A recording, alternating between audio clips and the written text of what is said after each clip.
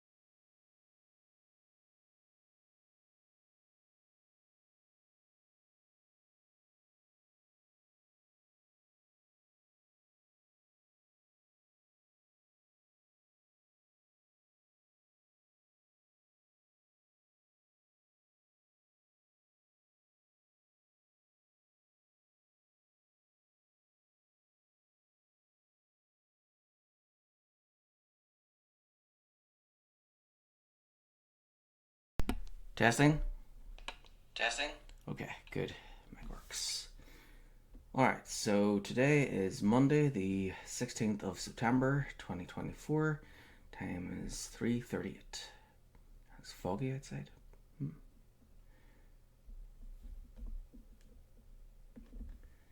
Okay.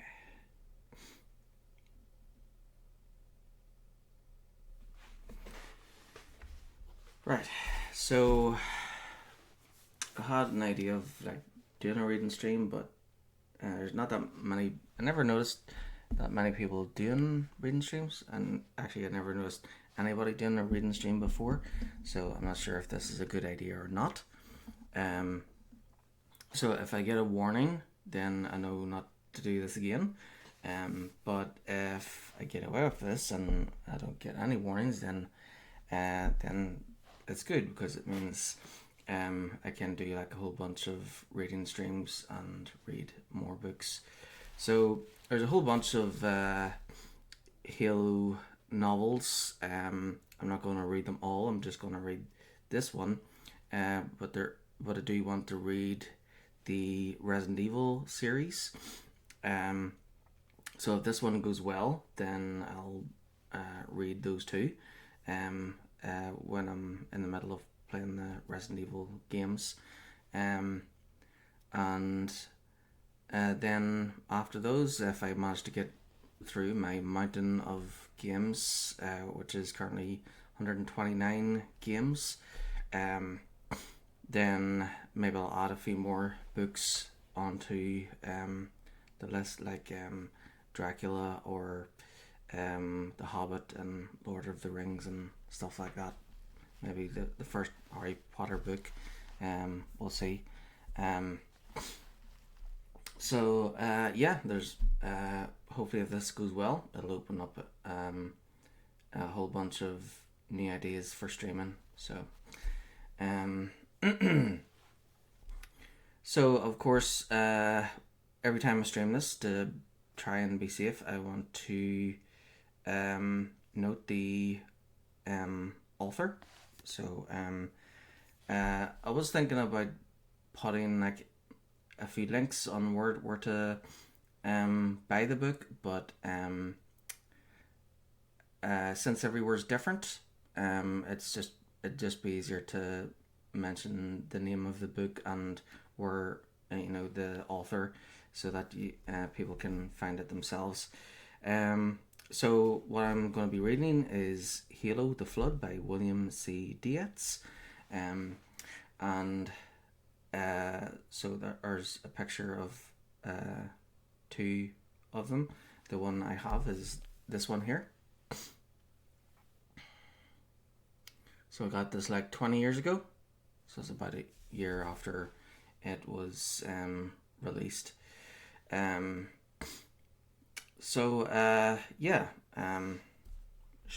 Should be fun. So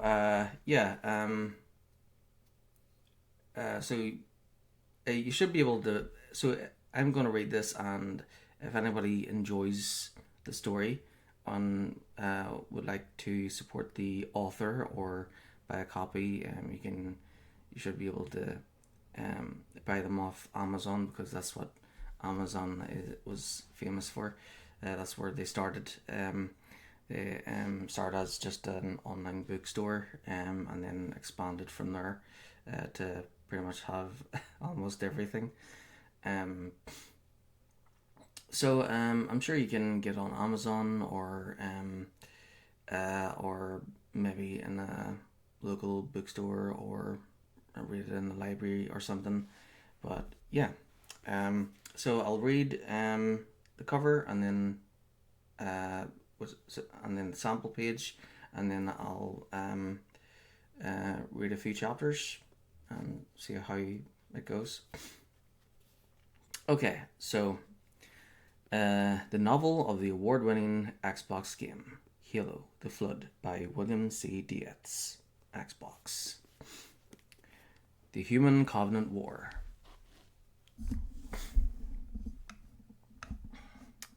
A desperate struggle for humankind's very survival has reached its boiling point on the mysterious ring-shaped world called Halo, but the fierce Covenant warriors, the mightiest alien military force known, are not only the peril lying in wait. As the fortress world of Reach and its brave defenders were bombarded to rubble, a single cruiser fled the carnage with the battle's only human survivors, Captain Keyes, his crew of a few hundred Marines, and the last remaining Spartan super soldier, the Master Chief. With the cruiser's artificial intelligence, Cortana, concealed in his battle armor, the Master Chief crash lands on Halo in the midst of a massive Covenant occupation. Curiously, the alien soldiers appear to be searching for something hidden on the ring. Built by a long-dead race, Halo harbors many deadly secrets, but one overshadows them all. Now, the Master Chief must lead the scattered troops in a brutal race to unravel Halo's darkest mystery and unleash its greatest source of power. So yeah, I bought this when I was in Canada in 2004.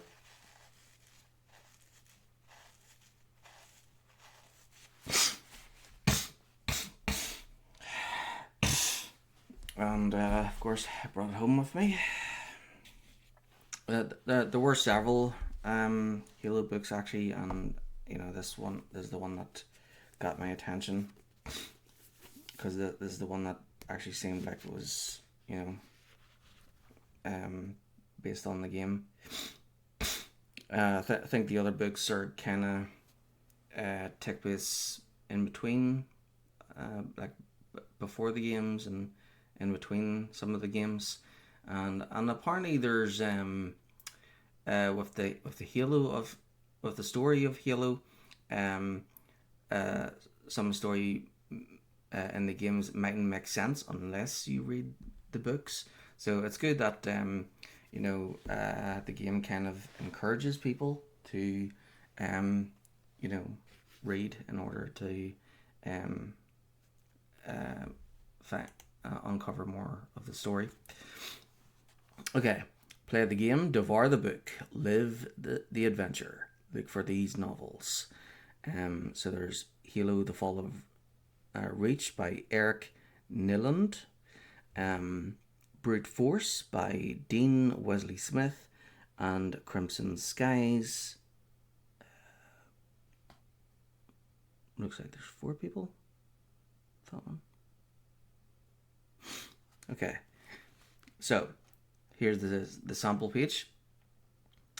The Master Chief saw the yellow-green blob appear in his peripheral vision and decided to turn toward the enemy, both to make the hog look smaller and to give the corporal an opportunity to fire. But he ran out of time. The Spartan had just started to spin the wheel when the energy pulse slammed into the side of the Warthog and flipped the vehicle over. All 3 of the humans were thrown free. The Master Chief scrambled to his feet and looked up slope in time to see a hunter drop down from the structure above, absorb the shock with its massive knees, and move forward.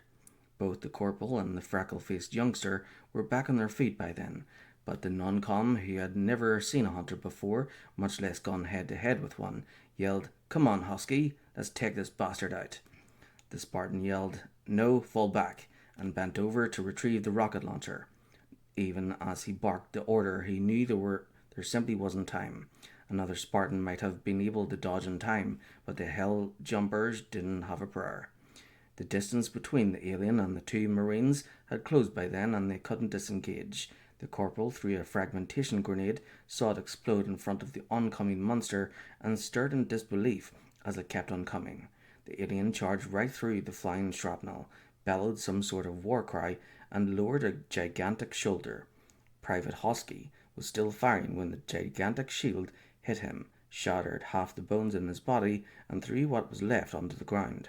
The private remained conscious, however, which meant he was able to lie there and watch as the hunter lifted his boot high into the air and brought it down on his face.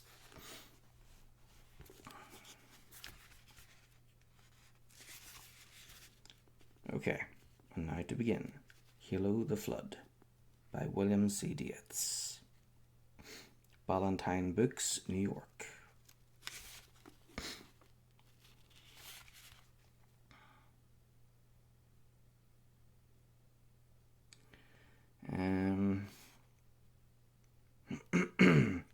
Sale of this book without a front cover may be unauthorized. If this book is coverless, it may have been reported to the publisher as unsold or destroyed, and neither the author nor the publisher may have received payment for it. Hilo the Flood is a work of fiction. Names, places, and incidents either are a product of the author's imagination or are used fictiously. A Del Rey book, published by the Random House Ballantine Publishing Group, copyright 2003 by Microsoft Corporation. All rights reserved under international and pan-American copyright conventions. Published in the United States by the Random House Ballantine Publishing Group, a division of Random House, Inc., New York, and simultaneously in Canada by Random House of Canada Limited, Toronto. Hilo, Xbox, the Xbox, and Microsoft logos are either registered trademarks or trademarks of Microsoft Corporation in the United States and or other countries. Used under license. 2001, Microsoft Corporation. All rights reserved. Del Rey is a registered trademark, and the Del Rey colophon is a trademark of Random House Inc. www.delreydigital.com. Manufactured in the United States of America. First edition, April 2003.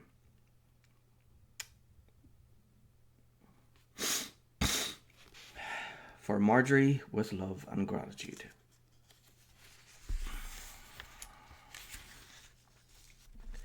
Acknowledgements.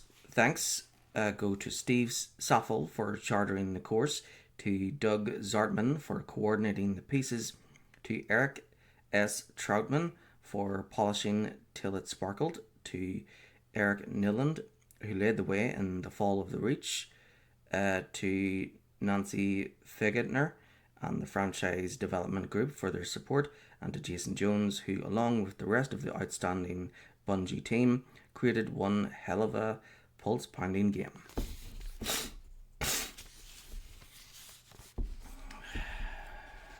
Right. Let's see how many chapters there are. Section 6. Chapter 12.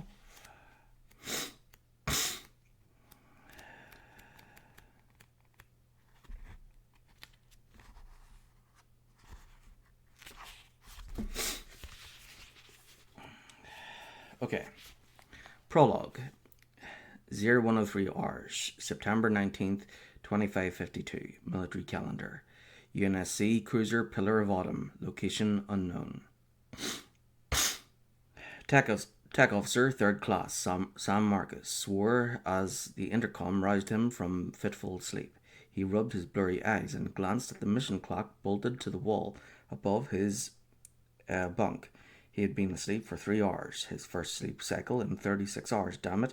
This was the first time since the ship had jumped that he'd been able to fall asleep at all.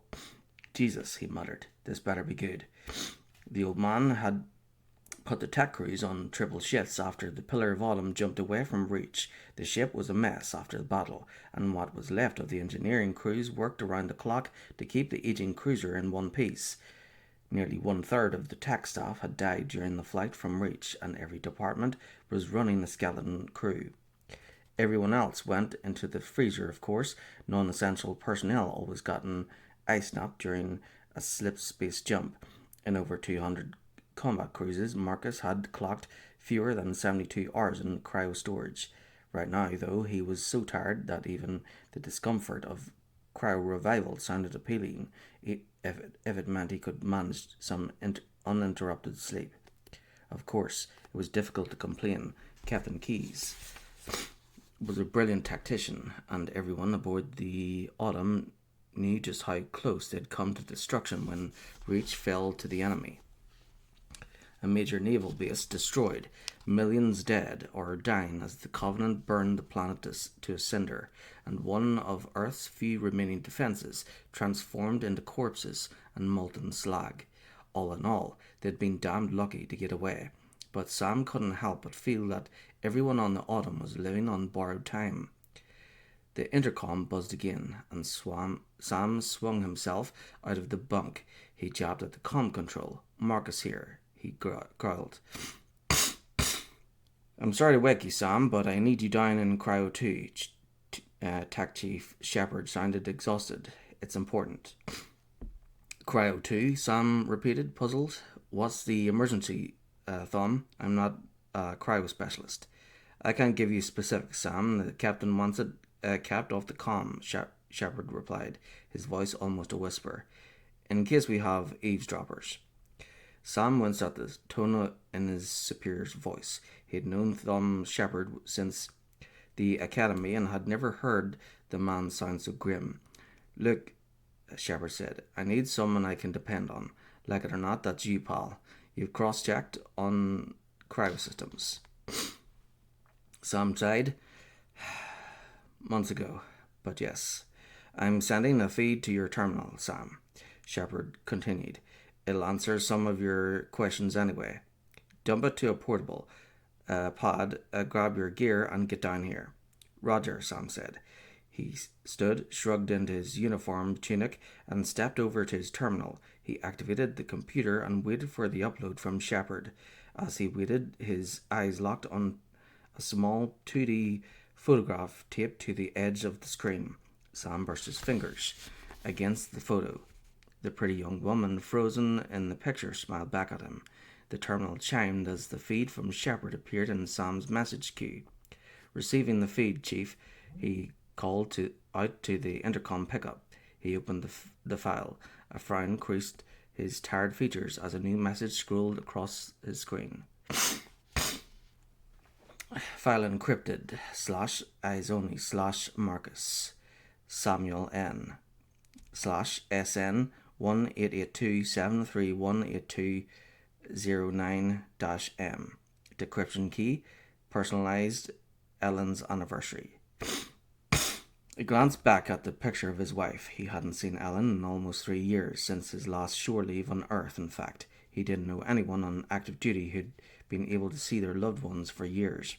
The war simply didn't allow for it. Sam's frown deepened. UNSC personnel generally avoided talking about the people back home. The war had been going badly for so long that morale was rock bottom. Thinking about home front only made things worse. The fact that Thom had personalized the security encoding was unusual enough. Reminding Sam of his wife in the process was completely out of character for Chief Shepard. Someone was being security conscious to the point of paranoia. He punched in a series of numbers, the date of his wedding, and enabled the decryption suite. In seconds, the screen filled with schematics and tech readouts. His practiced eye scanned the file, and adrenaline suddenly spiked through his fatigue like a bolt of lightning. "Christ," he said, his voice suddenly hoarse. "Thom, is this who I think it is?" "Damn right. Get down to Cryo 2 on the double, Sam. We've got an important package to thaw out, and we drop back into real space soon."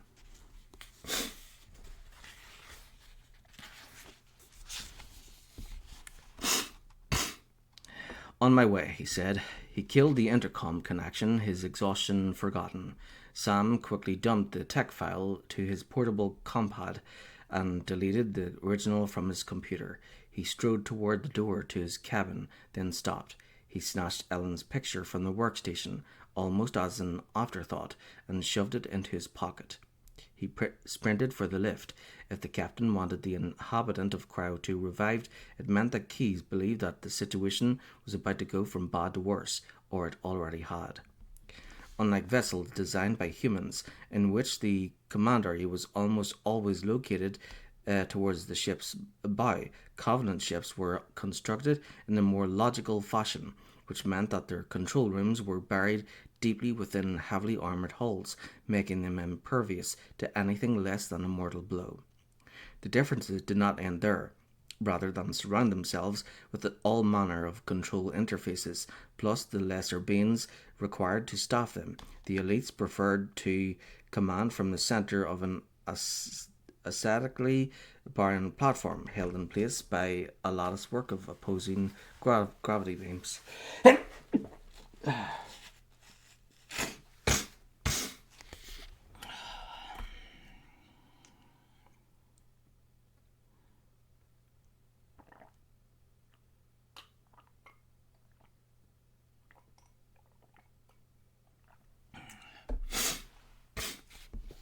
Okay, so the first part there was the humans, and now it's switched to the Covenant, the aliens.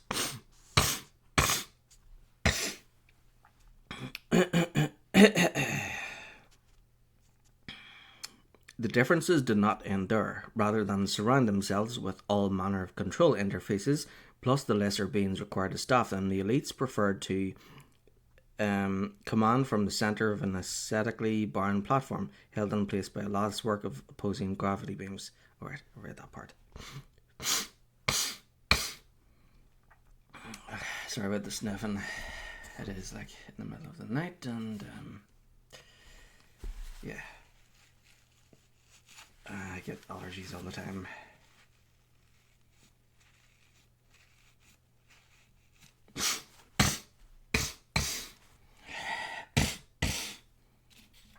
I did take a nasal spray before I started, but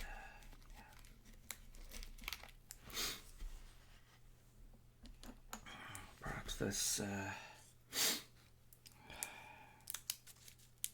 will help.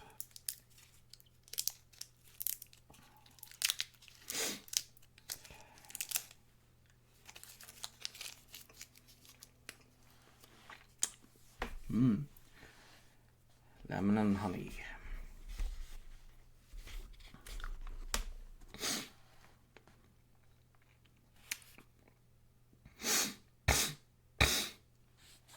Okay, where was I?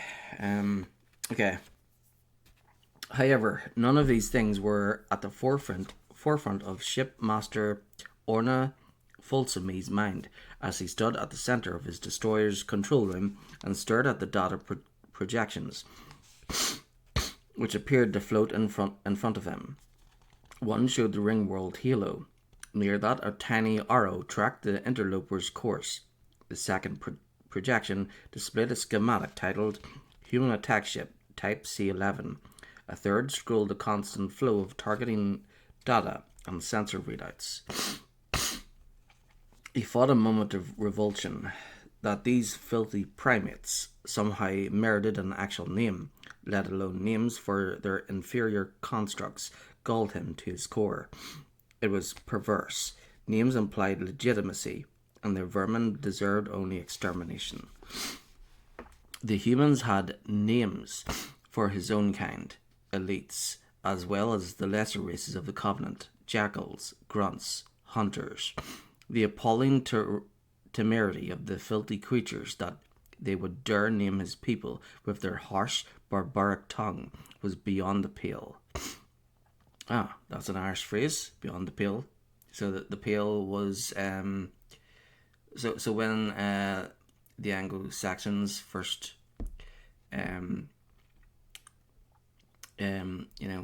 invaded Ireland, which was ordered by the Pope.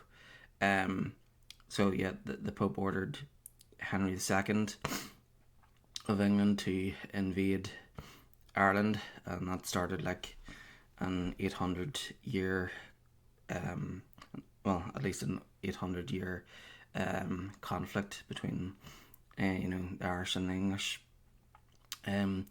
So the region that Henry II took over wasn't all of Ireland, but he pretty much claimed the whole island from the part that he took over. So what he took over was a big portion of Leinster, which is on the east coast of Ireland. And the borders of this territory was known as the Pale, and anybody who and basically everything within the English-controlled territory was seen as civilization, and anybody who ventured beyond the edges of the territory was labelled as beyond the pale, because if you were to travel beyond the pale, then you must be absolutely out of your mind or crazy.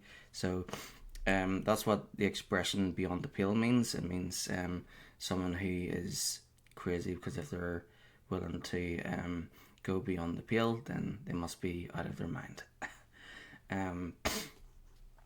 So he paused and regained his composure. Fulsome clicked his lower mandibles, the equivalent of a shrug, and mentally recited one of the true sayings. Such is the prophet's decree, he thought. One didn't answer such things, even when one was a shipmaster. The prophets had assigned names to the enemy craft, and he would honour their decrees. Any less was a disgraceful dereliction of duty. Like all of his kind, the Covenant officer appeared to be larger than he actually was, due to the armour that he wore. It gave him an angular, somewhat hunched appearance, which, when combined with heavy, pugnacious jaw, caused him to look like what he was, a very dangerous warrior. His voice was calm and well modulated as he assessed the situation. They must have followed one of our ships. The culprit will be found and put to death at once, exulted. The being who floated next to Fulsome bobbed slightly as a gust of air nudged his heavily swathed body. He wore a tall, ornate headpiece made of metal and set with amber panels.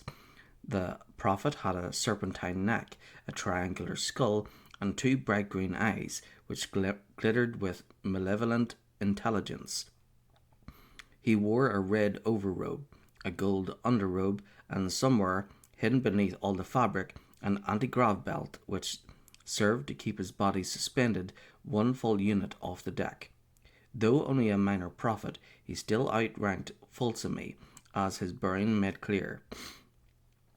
True sayings aside, the shipmaster couldn't help but be reminded of the tiny squealing rodents he had hunted in his childhood. He immediately banished the memory of blood on his claws and returned his attention to the prophet and his tiresome assistant. The assistant, a lower rank elite named Bako Ikaporami, stepped forward to speak on the prophet's behalf. He had an annoying tendency to use the royal we, a habit that angered Fulsome. That is very unlikely, shipmaster. We doubt the humans have the means to follow one of our vessels through a jump. Even if they do, why would they send a single cruiser? Is it not their way to drown us in their own blood? No, we think it's safe to surmise that this ship arrived in the system by accident. The words dripped with condescension, a fact which made the shipmaster angry, but couldn't be addressed. Not directly, and certainly not with the prophet present, although Fulsome wasn't willing to cave in completely. So, Fulsome said, careful to direct his comment to Ikaporami alone, you would have me believe that the interlopers arrived here entirely by chance. No, of course not, Ikaporami replied loftily. Though primitive by our standards, the creatures are sentient, and like all sentient beings, they are unconsciously drawn to the glory of the ancients' truth and knowledge. Like all the members of his caste, Fulsome knew that the prophets had evolved on a planet which the mysterious truth-givers had previously inhabited, and then, for reasons known only to the ancients themselves, subsequently abandoned. This ring world was an excellent example of the ancients' power and inscrutability. Fulsome found it hard to believe that mere humans would be drawn here, the ancients' wisdom notwithstanding, but Ikaporami spoke for the prophet, so it must be true. Fulsome touched the light panel in front of him. A symbol glowed red. Prepare to fire plasma torpedoes. Launch on my command. Ikaporami raised both hands in alarm. No, we forbid it. The human vessel is much too close to the construct. What if your weapons were to damage the holy relic? Pursue the ship, board it, and seize control. Anything else is far too dangerous. Angered by what he saw as Ikaporame's interference, Fulsome spoke through gritted teeth. The course of action that the Holy One recommends is likely to result in a high number of casualties. Is this acceptable? The opportunity to transcend the physical is a gift to be sought after, the other responded. The humans are willing to spend their lives. Can we do less? No, Fulsome thought, but we should aspire to more. He again clicked his lower mandibles and touched the light panel. Cancel the previous order. Load 4 transports with troops and launch another flight of fighters. Neutralize the interlopers' weaponry before the boarding craft reach their target. 100 units aft. Sealed within the destroyer's fire control center, a half commander acknowledged the order and issued instructions of his own. Lights began to strobe. The decks transmitted a low-frequency vibration, and more than 300 battle-ready Covenant warriors, a mix of what the humans called elites, jackals, and grunts, rushed aboard their assigned transports. There were humans to kill. None of them wanted to miss the fun. Section 1. The Pillar of Autumn.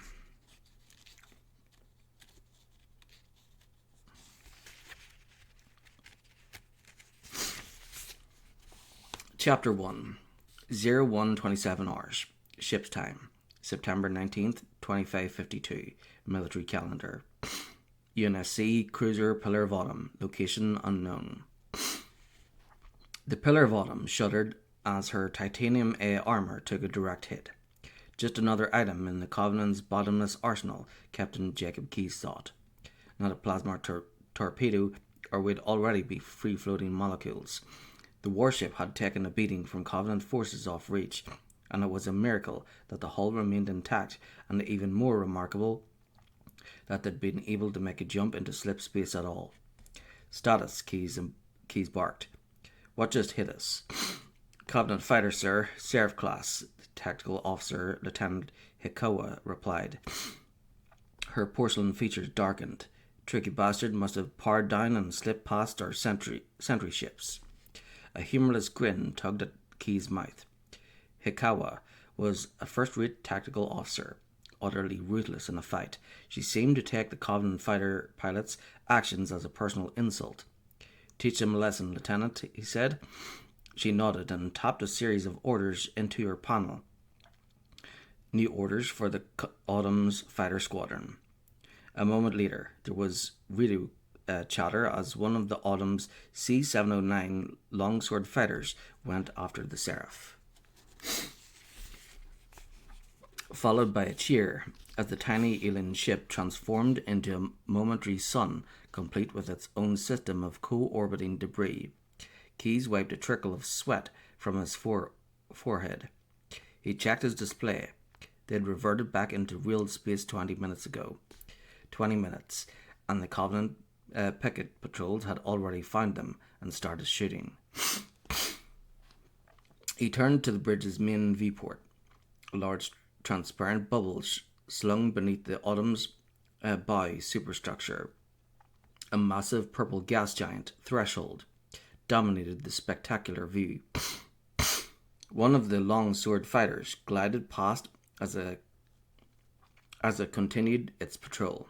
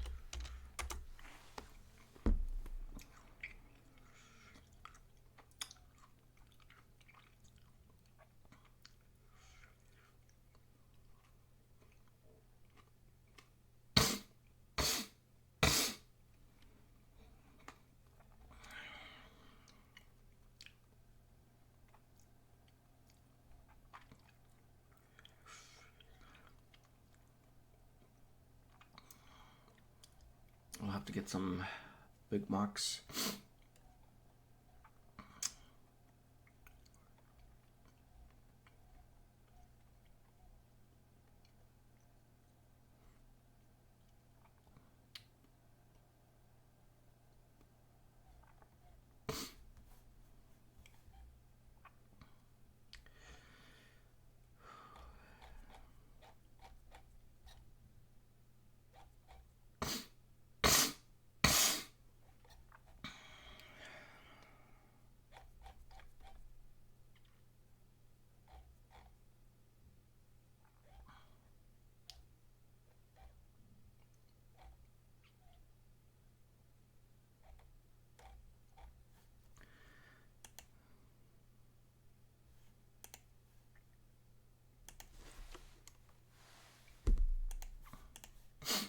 Okay. I see, where was I?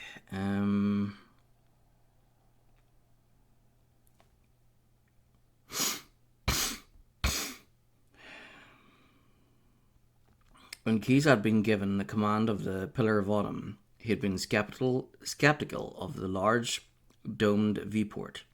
The Covenant are tough enough, he had argued to Admiral Stanforth. Why give them an easy shot into my bridge? He had lost the argument. Captains don't win debates with admirals, and in any case, there simply hadn't been time to armour the V-port. He had to admit, though, the V was almost worth the risk. Almost. He absently toyed with the pipe he habitually carried, lost in thought. It ran completely counter to his nature to slink around in the shadow of a gas giant. He respected the Covenant as a dangerous, deadly enemy and hated them for their savage butchery of human colonists and fellow soldiers alike. He had never feared them, however. Soldiers didn't hide from the enemy. They met the enemy head on. He moved back to the command station and activated his navigation suite. He plotted a course deeper in the system and fed the data to Ensign Lovell, the navigator. Captain, Hikawa piped up. Sensors paint a squadron of enemy fighters inbound. Looks like boarding craft are right behind them. It was just a matter of time, Lieutenant, he sighed. We can't hide here forever. The pillar seemed to glide out of the shadow cast by the gas giant and into bright sunlight. Keyes' eyes widened with surprise as the ship cleared the gas giant. He had expected to see a Covenant cruiser, Seraph fighters, or some other military threat. He hadn't expected to see the massive object floating in a Lagrange point between Threshold and its moon basis. The construct was enormous, a ring-shaped object that shimmered and glowed with reflected starlight, like a jewel lit from within. The outer surface was metallic and seemed to be engraved with deep geometric patterns. Cortana, Captain Key said. What is that?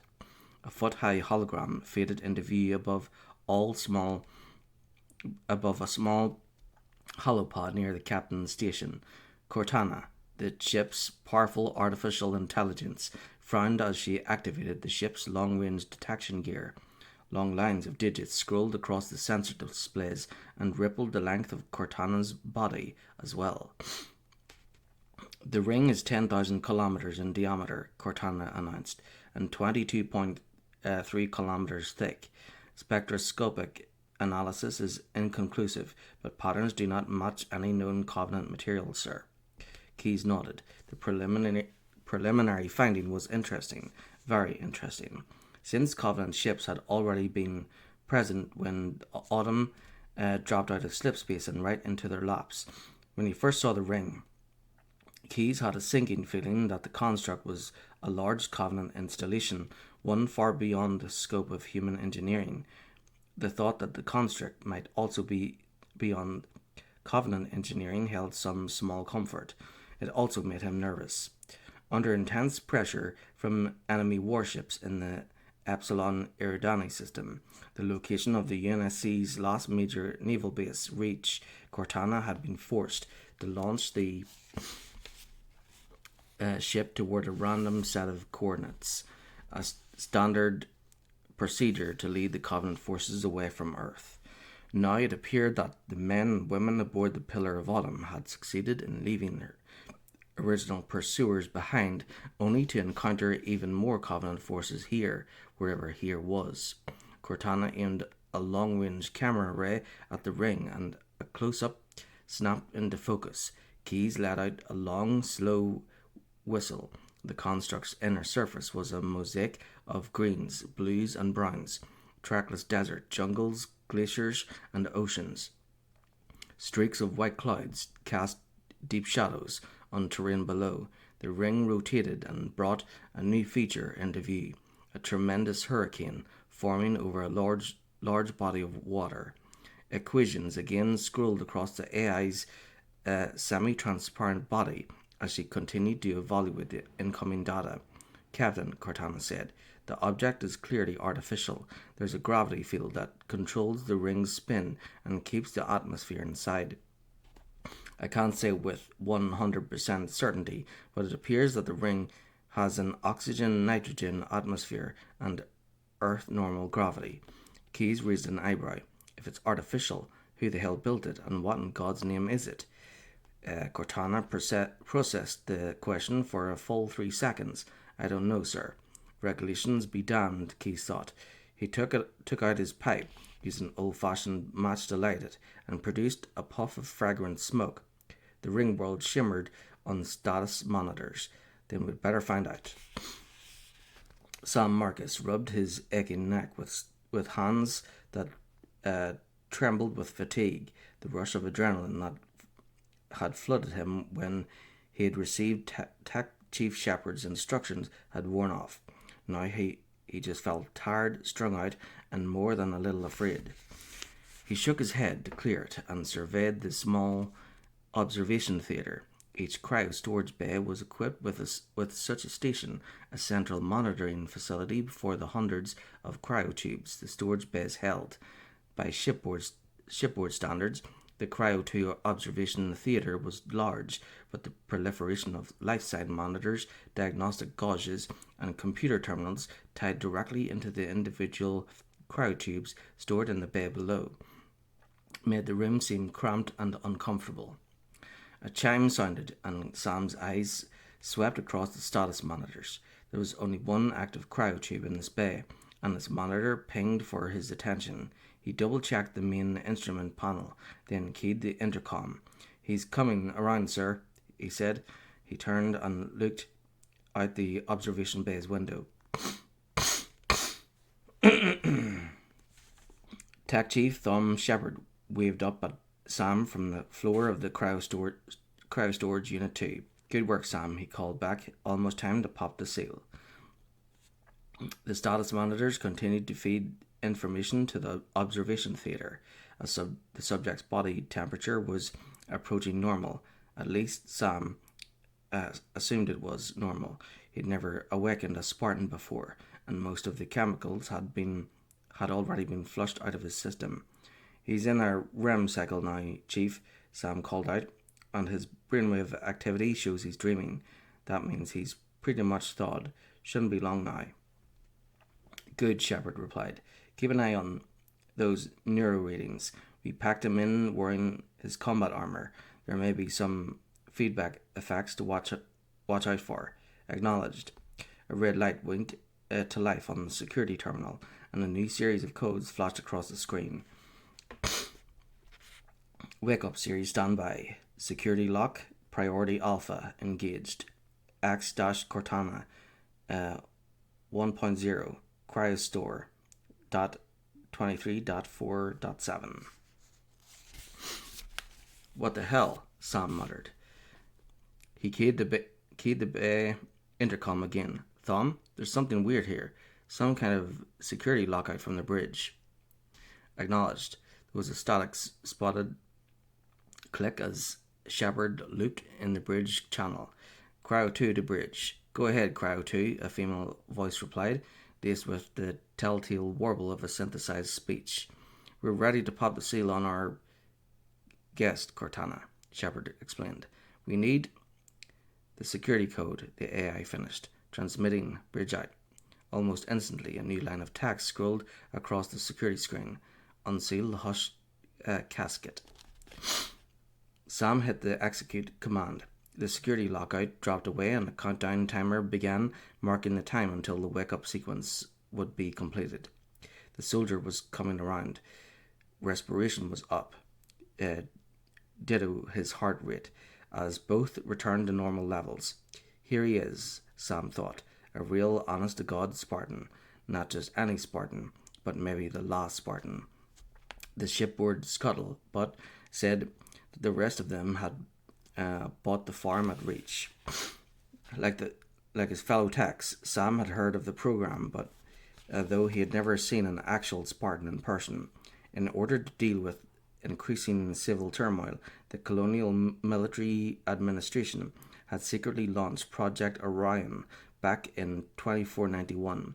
The purpose of the program was to develop super soldiers, codenamed Spartans, who would receive special training and physical augmentation.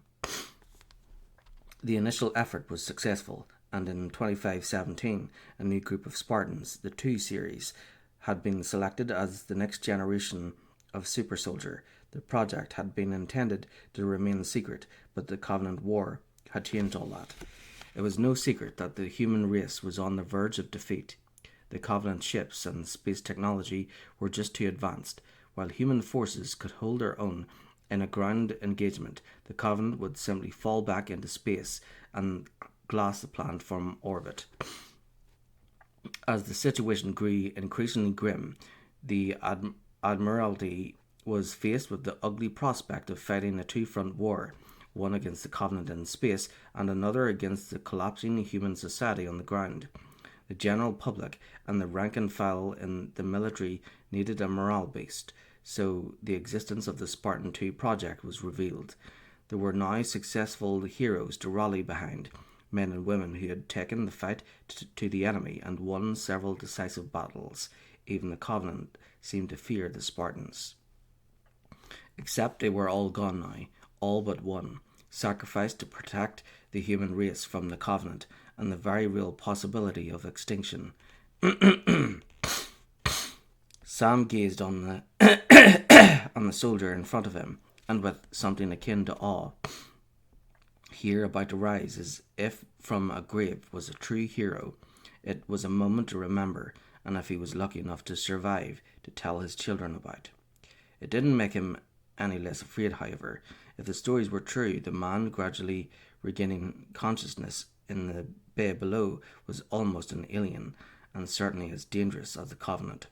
He was floating in the never land somewhere between cryo and full consciousness when the dream began. It was a familiar dream, a pleasant dream, and one which had nothing to do with war. He was on Eridanus II, the colony world he had been born on, long since destroyed by the Covenant. He heard laughter all around. A female voice called him by name. John. A moment later, arms held him, and he recognized the familiar scent of soap.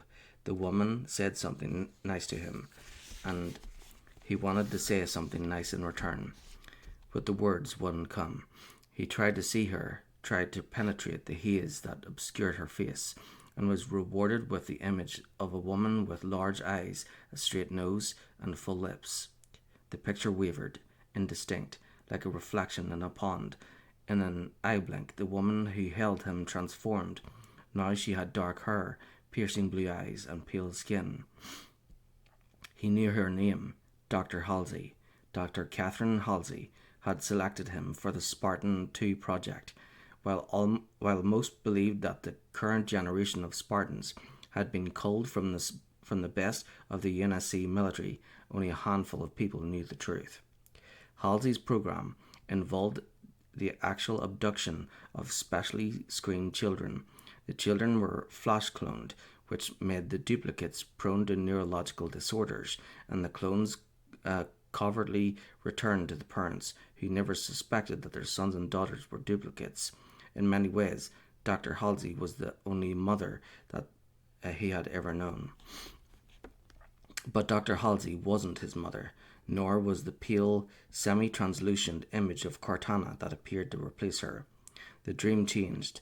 A dark, nebulous shape loomed behind the Mother/Halsey/Cortana figure. He didn't know what it was, but it was a threat. Of that he was certain. His combat instincts kicked in, and adrenaline coursed through him. He quickly surveyed the area, some kind of playground with high wooden poles, distantly familiar, and decided on the best route to flank the new threat. He spied an assault rifle, a powerful MA5B nearby.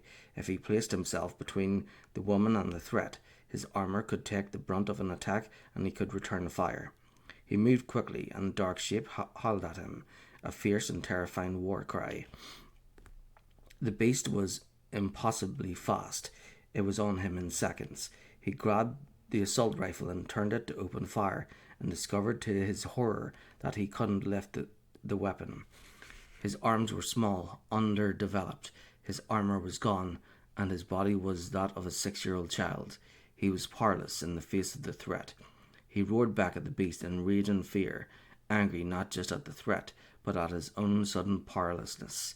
The dream started to fade, and light appeared in front of the Spartan's eyes. Vapor vented, swirled, and began to dissipate. A voice came, as if from a great distance. It was male and matter-of-fact. Sorry for the quick thaw, Master Chief, but things are a bit hectic right now. The disorientation should pass quickly. A second voice welcomed him back, and it took the Spartan a moment to remember where he had been prior to entering the cryotube.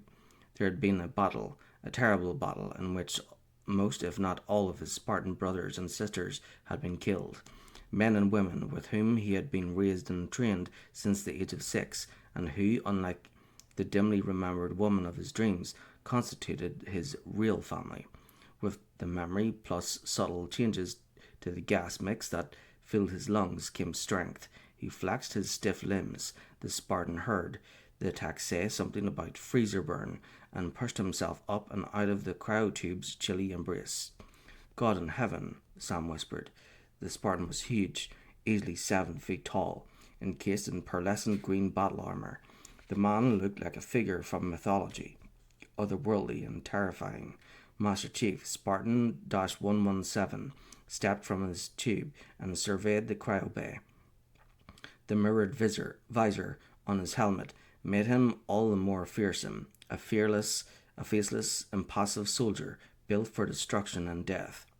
Sam was glad that he was up here in the observation theater rather than down on the cryo 2 main floor with the Spartan.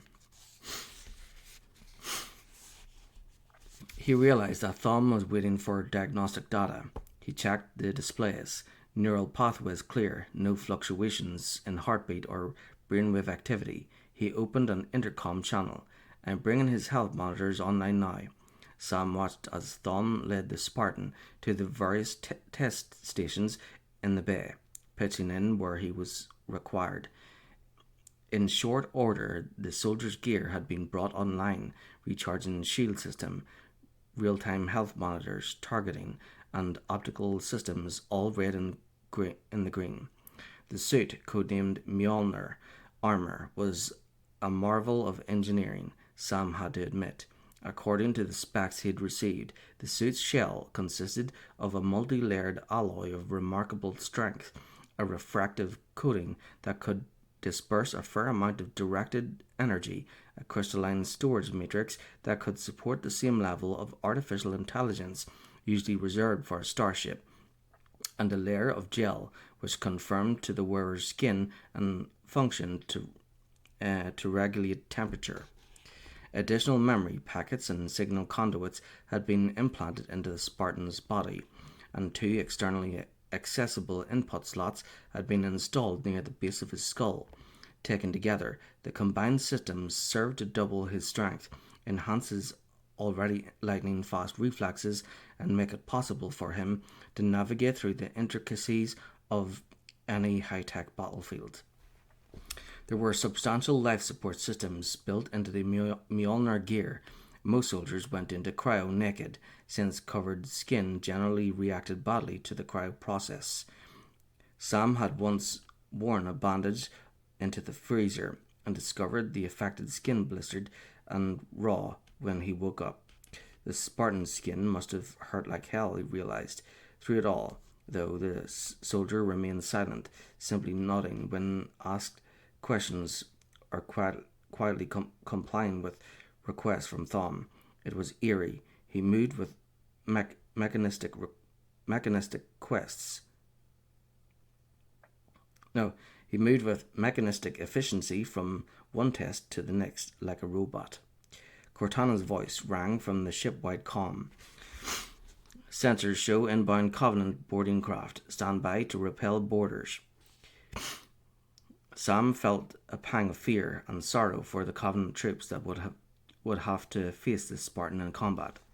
The neural interface which linked the Master Chief to his Mjolnir armor was working perfectly, and immediately fed data to his helmet's heads-up display on the inside surface of his visor.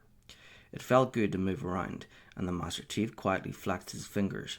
His skin itched and stung, a side effect of the cryogases, but he quickly banished the pain from his awareness. He had long ago learned how to disassociate himself from physical discomfort. He had heard Cortana's announcement. The Covenant were on their way. Good. He scanned the room for weapons, but there was no arms locker present. The lack of weapons wasn't of great concern to him. He had taken weapons away from Covenant soldiers before. The intercom crackled again. Bridge to Cryo 2. This is Captain Keyes. Send the Master Chief to the bridge immediately. One of the techs started to object, pointing out that more tests were required. When Keyes cut in, he said, "On the double, crewman," and the rating gave the only reply he could. "Aye, aye, sir." The tech chief turned and faced him. "We'll find weapons later." The Master Chief nodded and was about to move for the door when an explosion echoed through the cryo bay. The first blast slammed into the observation theater's door with a noise that made Sam jump. His heart pounded as he quickly hit the door controls, engaging an emergency lockout. A heavy metal barrier slammed into place with a crash, then began to glow red as Covenant energy weapons burned their way through. "They're trying to get through the door," he yelled. He glanced down into the bay and saw Thom, a stricken look on his face. Sam could see his own startled reflection in the Spartan's mirrored visor. Sam lunged for the alarm and had time to call in an alert. Then the security door exploded in a shower of fire and molten steel. He heard the whine of plasma rifle fire, then felt something punch him in the chest. His vision blurred, and he groped to feel the wound. His hands came away sticky with blood. "It doesn't hurt," he thought. "It should hurt, shouldn't it?" He felt disoriented, confused. He could see a flurry of movement as armored figures swarmed into the observation theater. He ignored them and focused on his wife's picture, smeared with his own blood, which had somehow fallen to the deck plates. He fell to his knees and scrambled for the photo, his hands shaking. His field of vision narrowed as he struggled to reach the discarded photo. It was only inches away now, but the distance felt like miles. He had never been so tired. His wife's name echoed in his mind. Sam's fingers had just brushed the edge of the photograph when an armored boot pinned his arm to the deck. Long clawed fingers plucked the picture from the floor. Sam cursed weakly and struggled to face his attacker. The alien, an elite, cocked his head at the image in puzzlement. He glanced down as if noticing Sam for the first time. The human continued to reach for the picture. He dimly heard Thom's voice call out in anguish. "Sam!" The elite aimed the plasma rifle at Sam's head and fired. The Master Chief bristled. Covenant forces were in close proximity, and a fellow soldier had just died. He longed to climb to the observation bay and engage the enemy, but orders were orders. He needed to get to the bridge. The cryotech keyed open a hatchway. "Come on," he yelled. "We've got to get the hell out of here." The Master Chief followed the crewman through the hatch and down the corridor. A sudden explosion blew the next door to smithereens, hurled what remained of the technician's body down the passageway and caused the chief's shields to flare. He mentally reviewed the schematics of the Halcyon-class line of ships in double back. He vaulted over a pair of power conduits and landed in the dimly lit maintenance hallway beyond. An emergency beacon strobed and alarms wailed. The rumble of a second explosion echoed down the corridor. He pushed ahead past the dead crewman and into the next section of hallway. The Master Chief saw a hatch, its security panel pulsing green, and hurried forward. There was a third explosion, but his armor deflected the force of the blast. The Spartan forced open the partially melted door, saw an opening to his left, and heard someone scream. A naval crewman fired his sidearm at a target the Master Chief couldn't see, and the deck shuddered as a missile struck the Autumn's hull. The Master Chief ducked under a half-raised door just in time to see the crewman take an energy bolt through the chest as the rest of the human counter-boarders returned fire. Covenant forces backed through a hatch and were forced to retreat into an adjoining compartment. Chaos reigned as the ship's crew did the best they could to push the boarders back toward the airlocks to trap them in compartments where they could be contained and dispatched later. Unarmed and well aware of the fact that Captain Keyes needed him on the bridge, the Master Chief had little choice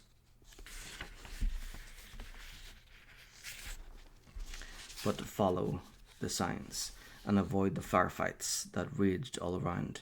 He made his way down a darkened access corridor. The Covenant boarders must have shorted out the illumination circuits in this compartment and nearly ran headlong into a Covenant elite. The alien's personal shield sparked and he roared in surprise and anger.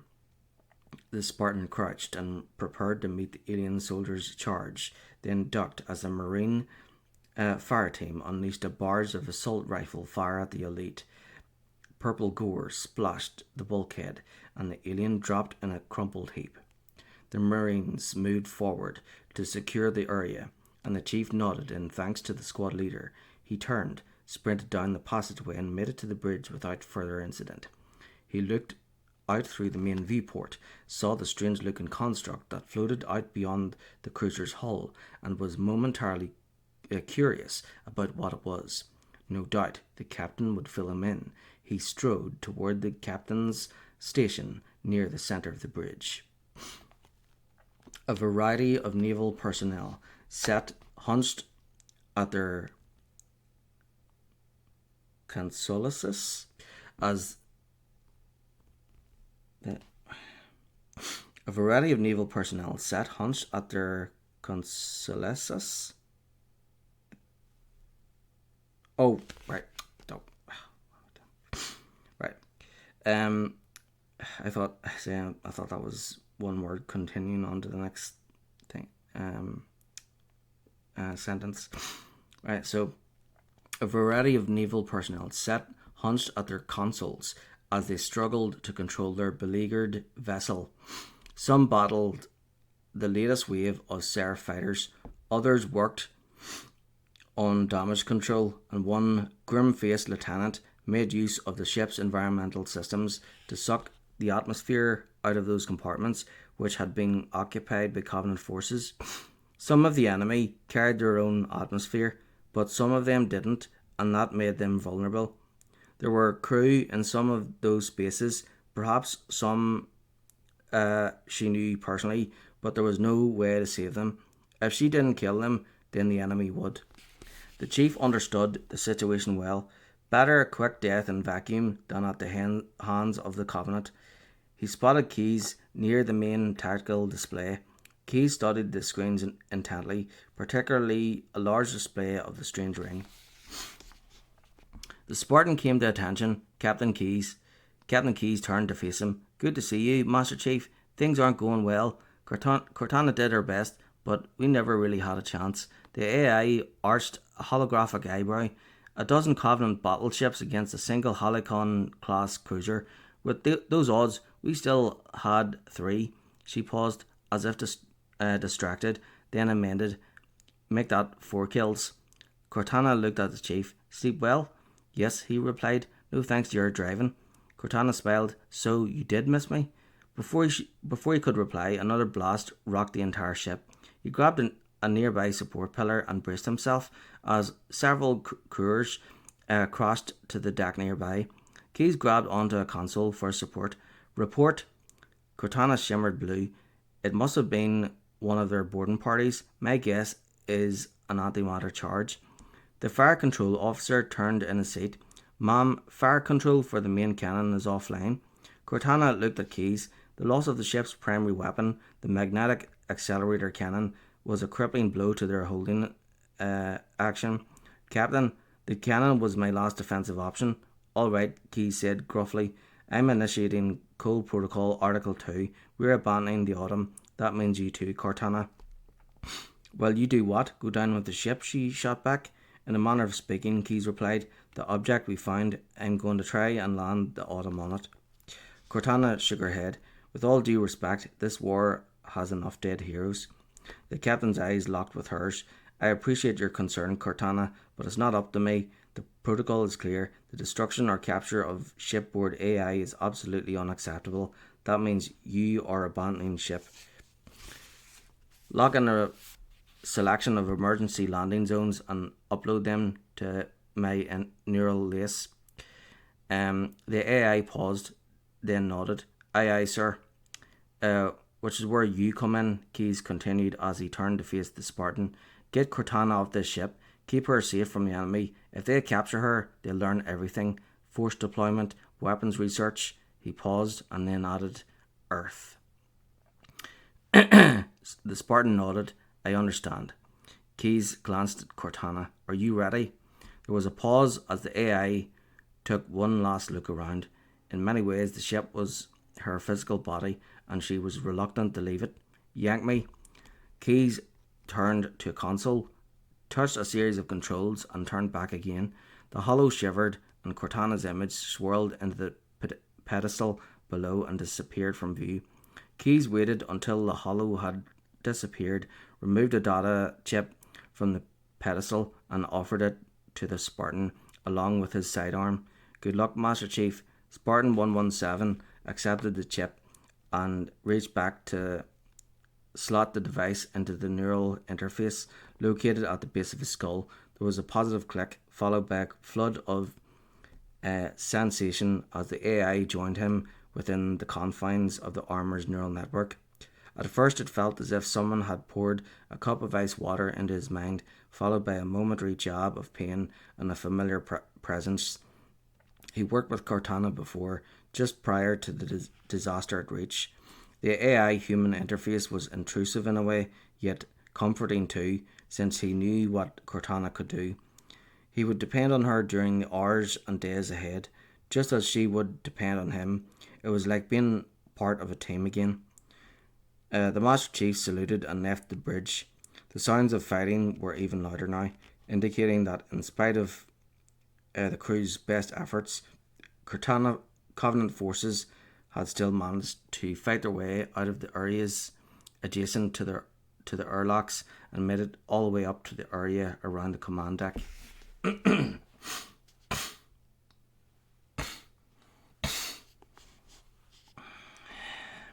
Bodies lay strewn around the quarter, roughly 50 metres from the bridge. The human defenders had pushed them back, but the chief could tell that the last assault had been too close. The Master Chief paused and kneeled next to a dead ensign, took a moment to close her eyelids, and appropriated the fallen trooper's ammo. The pistol the captain had given him was standard Navy issue. It fired 12.7mm semi-armor piercing high explosive ammo from 12 round clips. Not what he would choose to tackle an elite with, but good enough for grunt work. There was a metallic click as the first clip slid into the pistol's handle, followed by the sudden appearance of a blue circle in his HUD, a targeting reticle as his armor made electronic contact with the weapon in his hand. Then, conscious of the need to get Cortana off the ship, he made his way down the corridor. He heard the strange, high pitched squeaks and barks before he actually saw the covenant grunts themselves. Consistent with his status as a veteran, the first alien to come around the corner wore red trimmed armour, a methane rig, and a Marine's web pistol belt. The alien wore the captured gear Pancho Villa style and dragged it across the deck. Two of his comrades brought up the rear.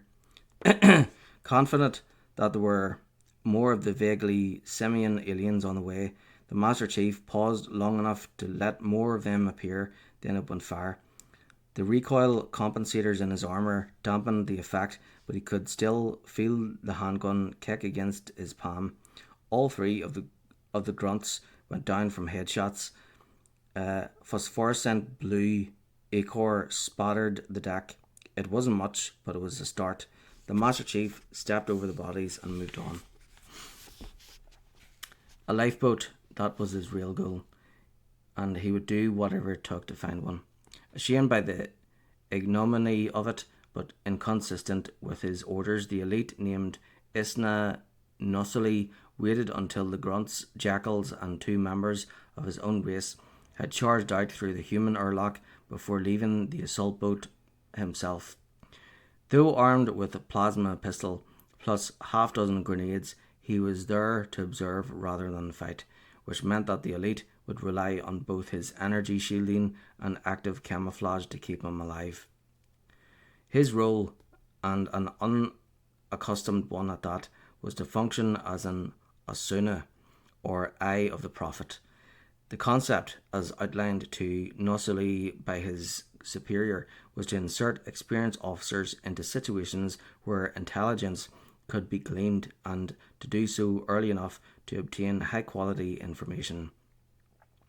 Though both intelligent and brave, the prophets felt that the elites had an unfortunate tendency to destroy everything in their path, leaving very little for their analysis to analyse. Now, by adding Asunas to the combat mix, the prophets hoped to learn more about the humans, ranging from data on their weapons and force deployments to the greatest prize of all, the coordinates of their home planet, Earth. Nosili had three major objectives: to retrieve the enemy ship's AI, to capture senior personnel, and to record everything he saw via the cameras attached to his helmet. The first two goals were bound to be difficult, but a quick check confirmed that the video gear was working, and the third objective was assured. So even though the assignment was empty of honour, Nosili understood its purpose and was determined to succeed, if only as a means to return to the regular infantry where he belonged. The elite heard the rhythmic clatter of a human weapon as a group of their marines backed around a corner, closely pursued by a pack comprised of grunts and jackals. The Asuna considered killing the humans, thought better of it, and flattened himself against a bulkhead. None of the combatants noticed the point where the metal appeared to be slightly distorted, and a moment later the spy slipped away.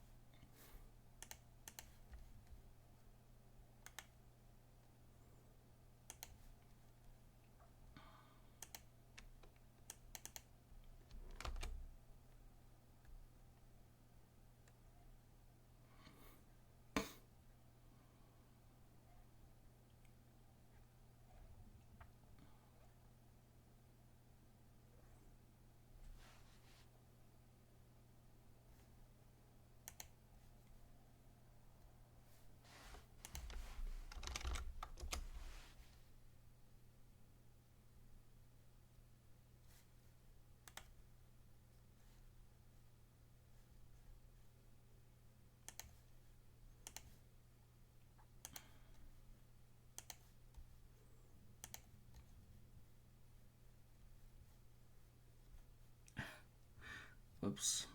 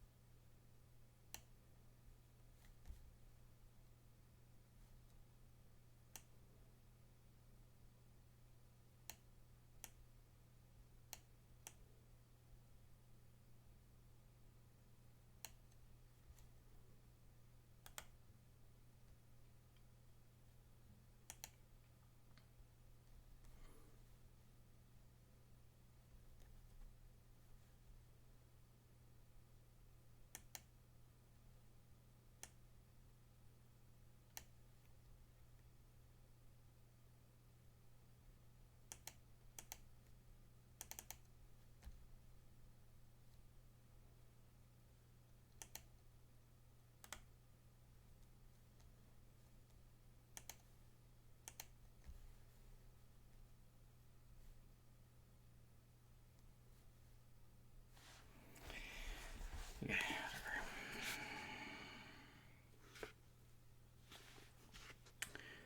Right. Let's see, where was I?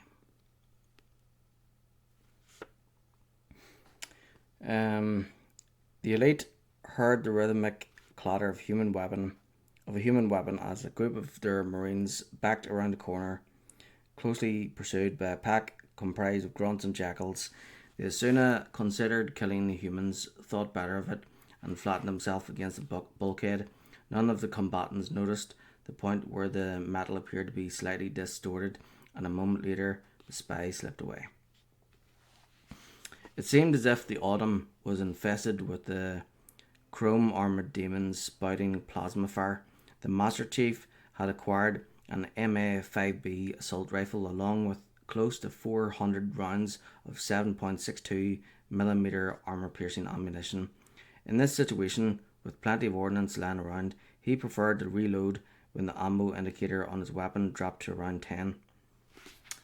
I want to see if I can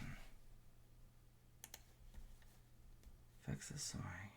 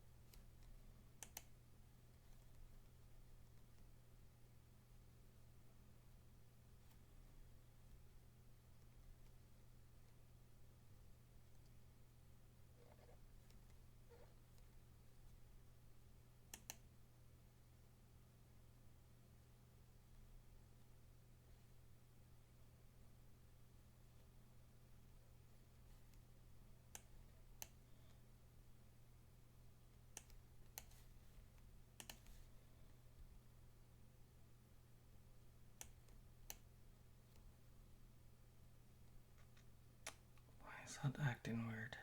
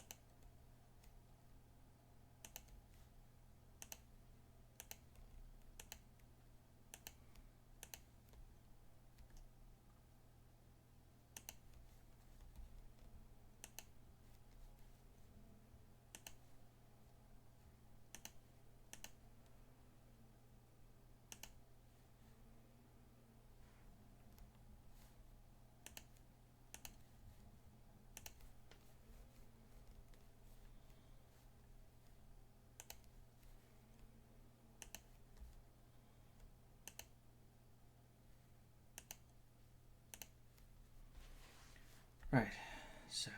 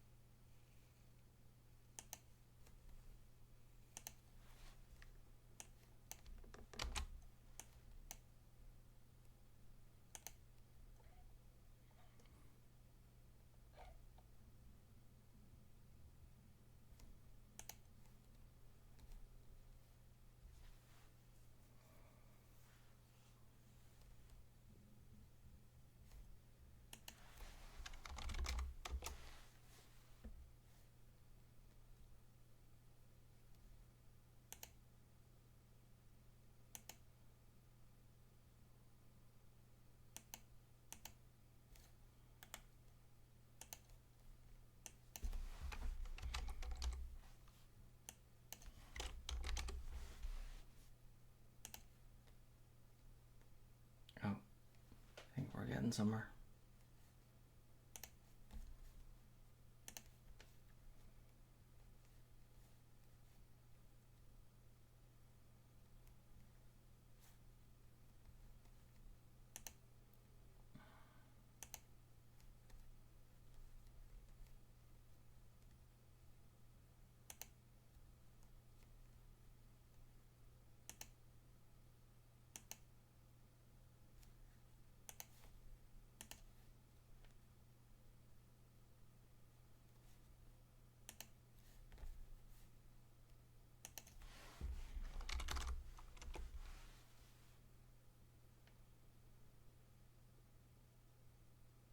Okay, great.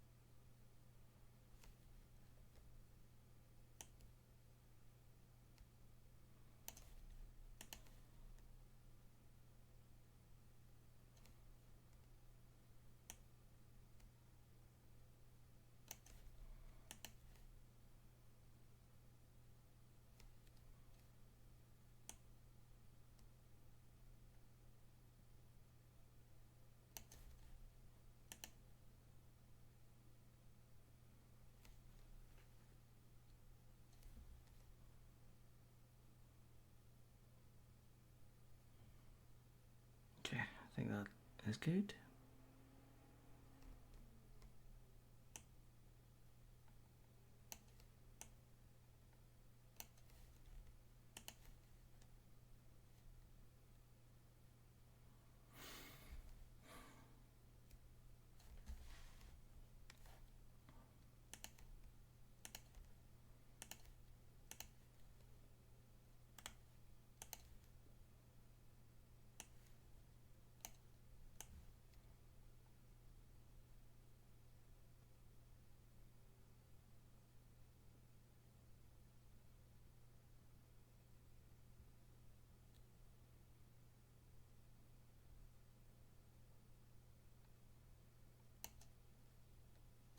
There we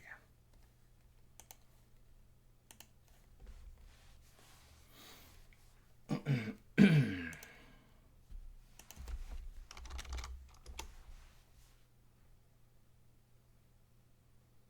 Okay, perfect.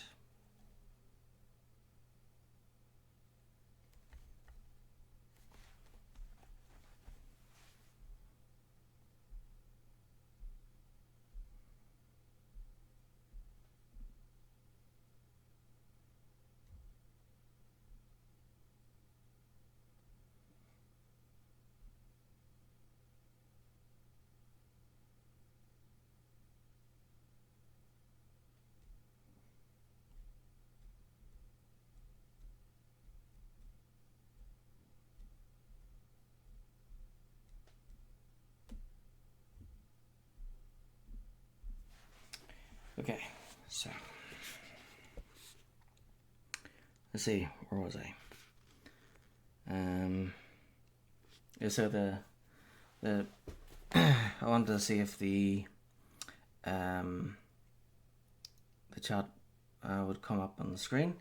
So it's acting weird there, but then I deleted the old one, made a new one, and got it working. So, and I think the purple fits in well there with the, I was gonna have it like see through the background there, but I thought the purple would go well because it matches Twitch's color scheme.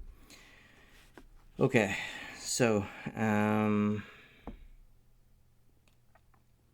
let's see, where was I? Oh yeah, there I was. I'll just start from the last paragraph here. So it seemed as if the autumn was infested with chrome armored demons spouting plasma fire. The Master Chief had acquired an MA-5B assault rifle along with close to 400 rounds of 7.62mm armor-piercing ammunition. In this situation, with plenty of ordnance lying around, he preferred to reload when the ammo indicator on his weapon dropped to around 10. Failure to do so could result in disaster if he ran into serious opposition. With that in mind, the chief hit the release, allowed a nearly empty magazine to fall, and shoved a new clip into its place. The weapon's digital ammo counter reset, as did its cousin in his HUD. "We're closer," Cortana said from some place just outside his head. Duck through the hatch ahead and go up one level." The Master Chief ran into a shimmery, black-clad elite and opened fire. There were grunts in the area as well, but he knew that the elite posed the real danger. He expertly spread a trio of bursts at the alien. The elite roared defiance and fired in return, but the sheer volume of the specially hardened 7.62mm projectiles caused the elite's shielding to flare, overload, and fail. The bulky alien fell to his knees, bent forward, and collapsed. Frightened by what had happened to their leader, the grunts, amid barking noises, turned and began to scurry away. Individually, the grunts were cowards, but the Spartan had seen what a pack of the creatures could do. He opened fire again. Alien bodies tumbled and fell. He continued on through a hatch, heard more firing, and turned in that direction. Cortana called out, "Covenant, on the landing above us." He ran toward a flight of metal stairs, charged straight for the landing. Boots rang on metal as he slammed a fresh magazine into the weapon's receiver and passed a wounded Marine. The Spartan remembered the soldier from his last action on one of Reach's orbiting defense stations. The Marine held a dressing to a plasma burn and managed to smile. "Glad you could make it, Chief. We saved some party favors just for you." The Spartan nodded, paused on the landing, and took aim at a jackal. The vaguely bird-like aliens carried energy shields, handheld units rather than the full-body protection the elites favoured. The jackal shifted to take aim at the wounded Marine, and the chief saw his opening. He fired a burst at the jackal's unprotected flank, and the alien hit the deck plates dead. He continued the climb up the flight of stairs and came nearly visor to visor with another elite. The alien roared, charged forward, and attempted to use his plasma rifle like a club. The Master Chief evaded the blow. He'd fought elites hand to hand before and knew they were dangerously strong, and backed away. He leveled the assault weapon at the elite's belly and squeezed the trigger. The Covenant soldier seemed to absorb the bullets like a sponge, continued to advance, and was just about to swing when a final round cut through his spinal cord. The alien soldier slammed into the deck, twitched once, and died. Spartan 117 reached for another magazine. Another elite roared, as did another. There was no time to reload, so the Master Chief turned to take them on. He discarded the assault rifle and drew his sidearm. There were a pair of dead Marines at the alien's feet, roughly 25 meters away, well within range, he thought, and opened fire. The lead elite snarled as the powerful handgun rounds tore into the shielding around his head. Sensing the Spartan's threat, the aliens shifted all of their fire in his direction, only to watch as it dissipated again against his shields and armor. Now, free to direct their fire wherever they chose, the Marines launched a hastily organized counterattack. A fragmentation grenade blew one elite into bloody ribbons, shredded the jackals who had the power judgment to stand next to him, and sent pieces of shrapnel flying across the stairwell to slam into the bulkhead. The other elite was consumed by a hail of bullets. He seemed to wilt, fold, and fly apart. That's what I'm talking about. A Marine crowed. He fired a coup de grace into the alien's head. Satisfied that the area was reasonably secure, the Master Chief moved on. He passed through a hatch, helped a pair of Marines take out a group of grunts, and marched down a corridor drenched with blood, both human and alien. The deck shook as the Autumn took a new hit from a ship-to-ship missile. There was a muffled clang, and a light flared but beyond a viewport. "The lifeboats are launching," Cortana announced. "We should hurry." "I am hurrying," the Master Chief replied. "I'll get there as soon as I can." Cortana started to reply, reconsidered, and processed the equivalent of an apologetic shrug. Sometimes, fallible though they were, humans were right.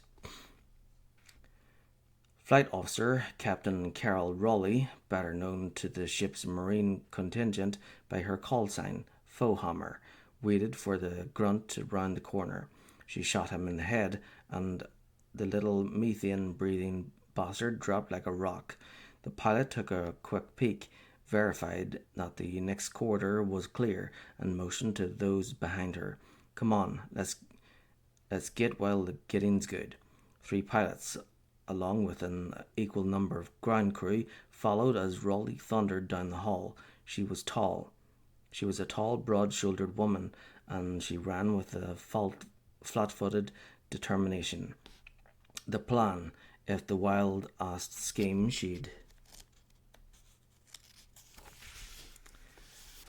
concocted could be dignified as such, was to make it down to the ship's launch bay, jump into their D-77-TC Pelican dropships, and get off the Autumn before the cruiser smacked into the construct below. At best, it would be a tricky takeoff and a messy landing, but she'd rather die behind the stick of her bird than trust her fate to some lifeboat jockey. Besides, maybe some transports would come in handy if anybody actually made it off the ship alive. That was looking like an increasingly big maybe. "They're behind us," somebody yelled. "Run faster." Raleigh wasn't a sprinter. She was a pilot, damn it. She turned to take aim on her pursuers when a globe of glowing green plasma sizzled past her ear. "Screw this," she yelled, then ran with renewed energy. As the battle with the interlopers continued to rage, a grunt named Yayap led a small detachment of his own kind through a half-melted hatch and came upon the scene of a massacre. The nearest bulkhead was drenched in shimmering blood. Spent shell casings were scattered everywhere, and a tangible pile of grunt bodies testified to an engagement lost. Yayap keened in brief mourning for his fallen brethren. That most of the dead were grunts like Yayap didn't surprise him. The prophets had long made use of his race as cannon fodder. He hoped that they had gone to a methane-rich paradise and was about to pass by the gruesome heap when one of the bodies groaned. The grunt paused, and accompanied by one of his fellows, a grunt named Gagaw. He waited into the gory mess, only to discover that the noise was associated with a black armored member of the elite, one of the prophet blessed types who were in charge of this ill considered raid. By law and custom, Yayap's race was required to revere the elites as near divine envoys of the prophets. Of course, the implementation of law and custom was somewhat flexible on the battlefield. Leave him, Gaga advised. That's what he would do if it were one of us lying wounded. True, Yayap said thoughtfully, but it would take all 5 of us to carry him back to the assault boat. It took Gaga 10 full heartbeats to assimilate the idea and finally appreciate the genius of it. We wouldn't have to fight. Precisely, Yayap said, as the sounds of battle grew louder once more. So let's slap some dressings on his wounds, grab his arms and legs, and drag his ass out of here. A quick check revealed that the elite's wounds weren't mortal. A human projectile had punched its way through the warrior's visor, sliced along the side of his head, and flattened itself on the inside surface of the elite's helmet. The force of the blow had knocked him unconscious. Aside from that, and some cuts and bruises sustained when he fell, the elite would survive. A pity, Yayap thought, satisfied that their ticket off the ship would live long enough to get them where they wanted to go. The grunts grabbed the warrior's limbs and waddled down the corridor. Their battle was over. The Autumn's contingent of orbital drop shock troopers, also known as ODST or Hell Jumpers, had been assigned to protect the cruiser's experimental power plant, which consisted of a unique network of fusion engines. The engine room was served by 2 main access points, each protected by a titanium A hatch. Both were connected by a catwalk and were still under human control. The fact that Major Antonio Silva's Marines had been forced to stack the Covenant bodies like firewood in order to maintain clear fields of fire testified to how effective the men and women under his command had been. There had been human casualties as well, plenty of them, including Lieutenant Melissa McKay, who waited impatiently while Doc Valdez, the platoon's medic, bandaged her arm. There was a lot to do, and clearly McKay wanted to get up and do it. Some bad news for you, Lieutenant, the medic said. The tattoo on your bicep, the one with the skull and the letters ODST, took a serious hit. You can get a new one, of course, but scar tissue won't take the ink in quite the same way. McKay knew the Potter had a purpose, knew it was Doc's way of taking her mind off Dawkins, Alfani and Suzuki.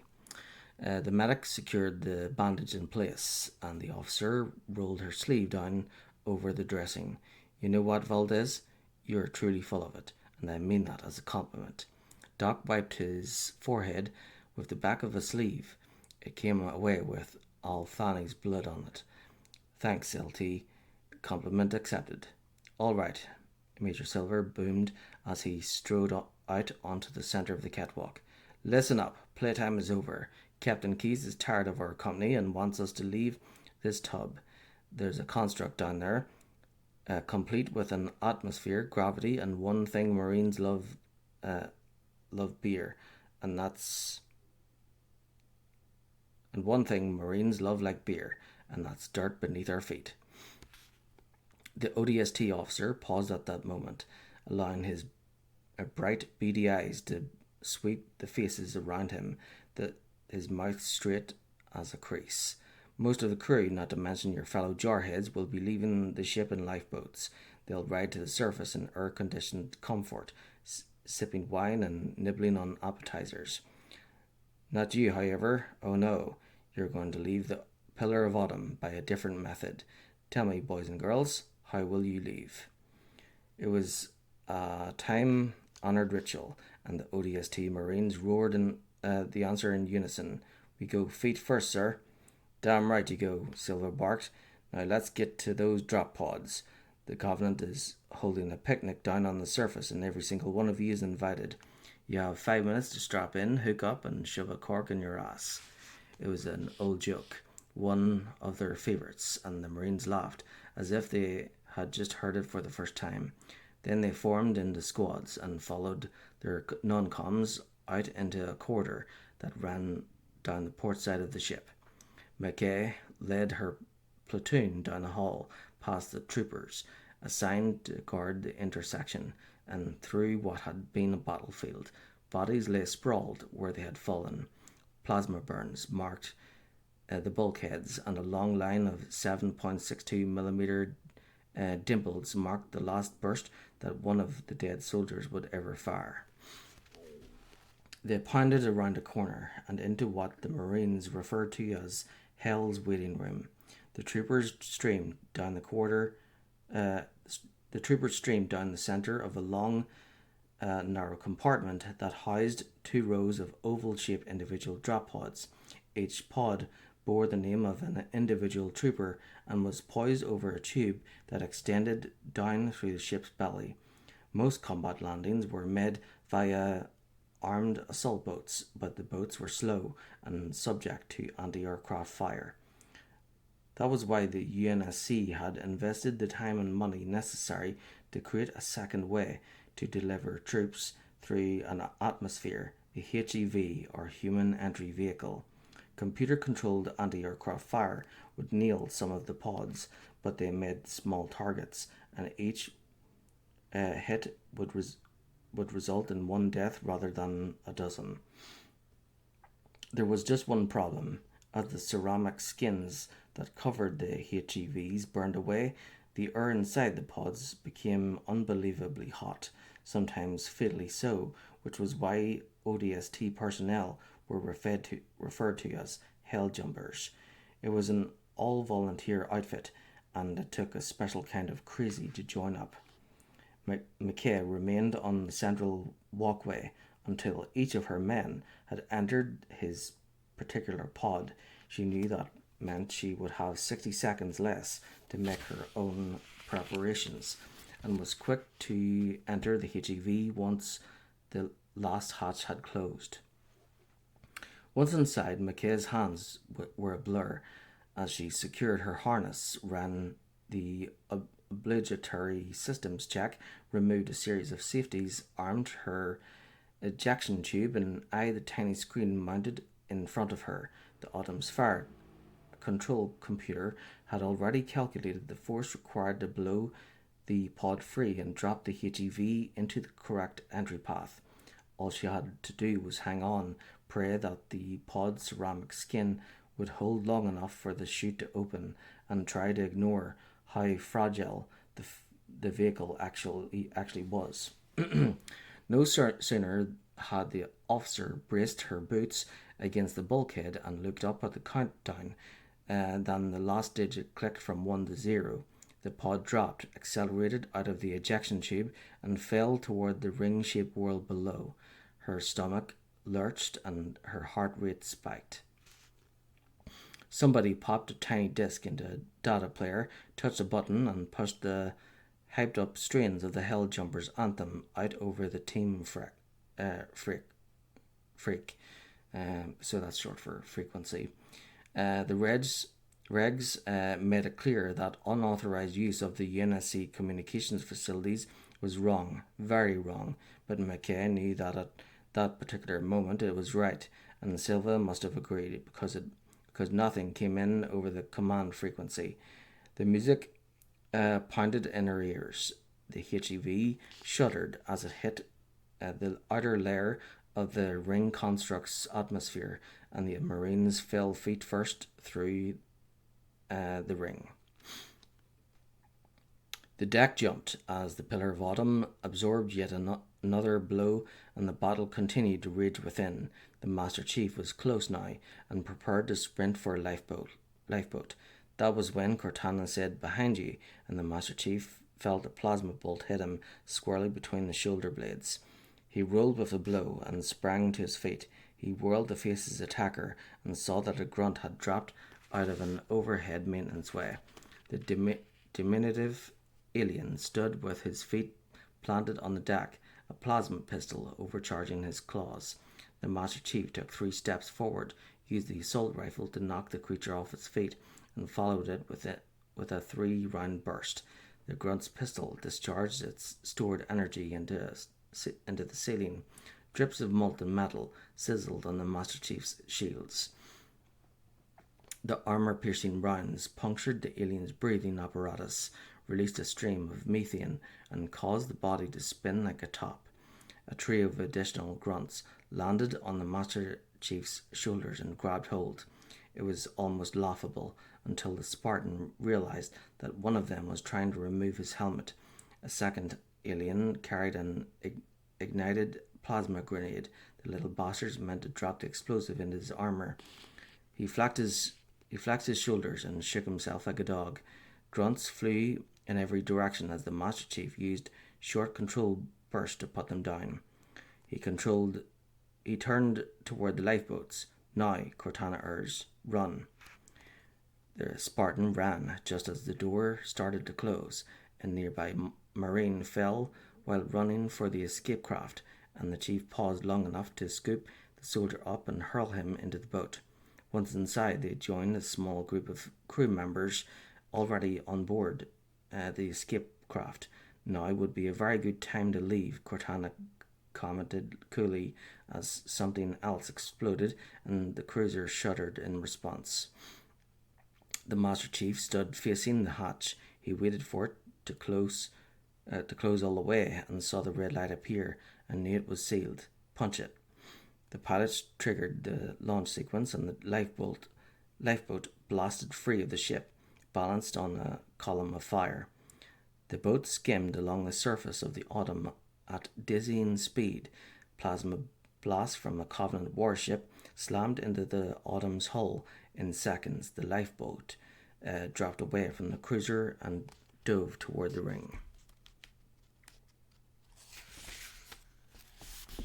The Master Chief killed his external comm system and spoke directly to Cortana. "So, any idea what this thing is?" "No," Cortana admitted. "I managed to slice some data out of the Covenant battle network. They call it Hilo, and it has some kind of religious significance to them. But your guess is as good as mine." She paused, and the Spartan sensed the AI's amusement. "Well, almost as good." "Hilo," he repeated. "Looks like we're going to be calling it home for a while." The lifeboat was too small to mount a Shaw Fujikawa faster than light drive, so there was nowhere to go but the ring. There were no shouts of jubilation, no high fives, only silence as the boat fell through the blackness of space. They were alive, but that was subject to change, and that left nothing to celebrate. One Marine said, "This duty station really sucks." No one saw any reason to contradict him. Raleigh and her companions skidded to a halt, turned back the way they had come, and let loose with everything they had.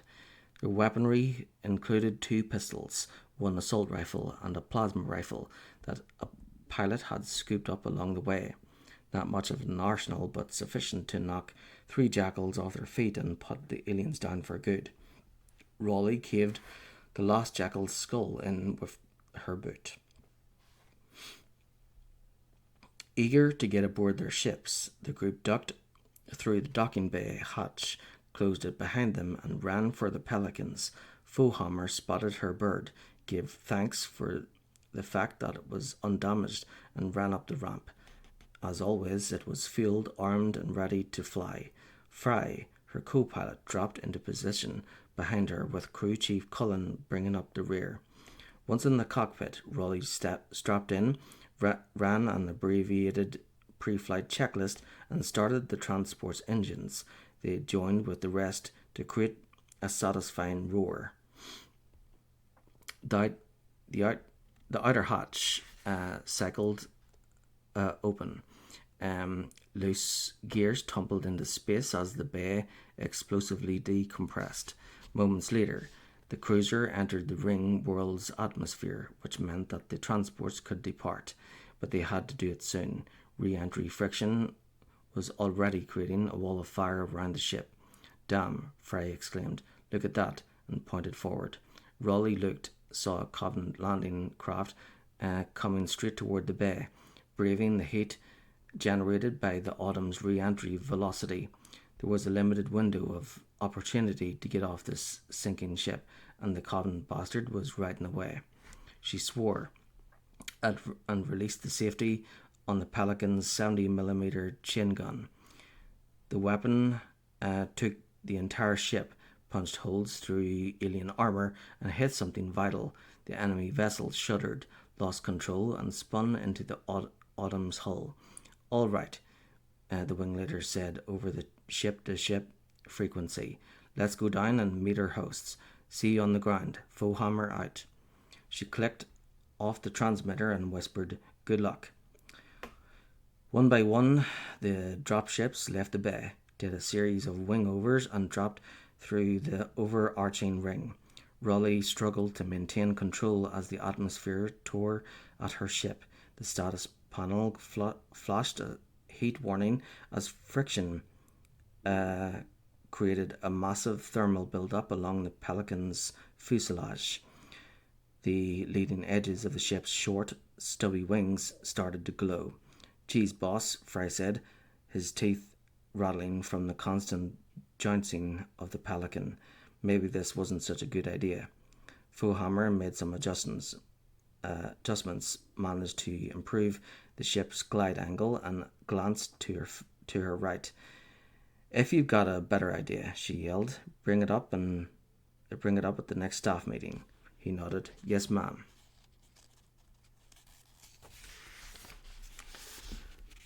"Until then," she added, "shut the hell up and let me fly this thing." The Pelican hit an air pocket, dropped like a rocket, and caught itself.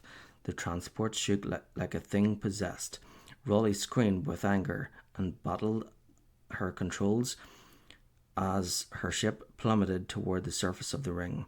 Covenant forces had launched a concerted attack on the command deck about 15 minutes earlier, but the defenders had beaten them back. Since that time, the fighting had lessened, and there were reports that at least some of the aliens were using their assault boats to leave the ship. It wasn't clear whether that was due to the considerable number of casualties Covenant forces had suffered, or the realization that the ship was in danger of falling apart, but it hardly mattered.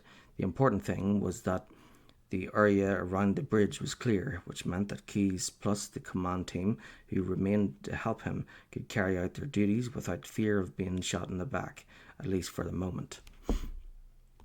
Their next task was to take the Autumn down to the atmosphere, no small order considering the fact that, like all vessels of her tonnage, the cruiser had been constructed in zero-G conditions and wasn't equipped to operate in a planetary atmosphere. Keyes believed it was possible. With that in mind, he planned to close with the Ringworld hand control to the subroutine that Cortana had left for that purpose, and used the last lifeboat to make his escape. Maybe the ship would pancake in the way he had planned, and maybe it wouldn't. Whatever the case, it was almost sure to be a landing that would best be experienced from a safe distance. Keyes turned to look at the data scrolling across the nav screen and detected motion out of the corner of his eye. He looked, saw the primary weapons control station shimmer like a mirage in the desert, and rubbed his eyes. By the time the naval officer looked for a second time, the phenomena had vanished. Keyes frowned, turned back to the nav screen, and began the sequence of orders that would put the Autumn in the place she was least equipped to go, on solid ground. Isna Nosili held his breath. The human had looked straight into his eyes, given no alarm, and turned back. Surely his activities had been blessed by those who went before, and from all knowledge flowed. The camouflage, combined with his own talent for stealth had proven to be extremely effective since he had come aboard. Nosely had toured both the ship's engine room and fire control centre prior to arriving on the bridge. Now, standing in front of a vent, the elite contemplated what to do next. The ship's AI had either been removed or destroyed. He was sure of that. At least some senior personnel remained, however, which meant there was still a chance. In fact,